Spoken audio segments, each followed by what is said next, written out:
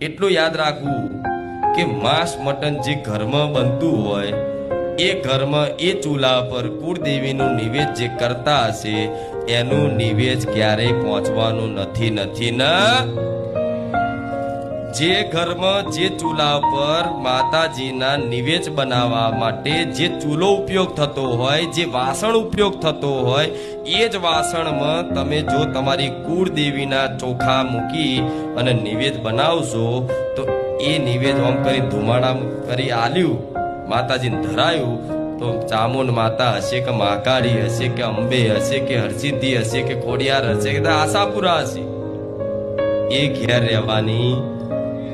કેમ કે માં જગત જનની છે આ વાત ફરી યાદ કરાવું છું જગત જનની છે આદ્ય શક્તિ છે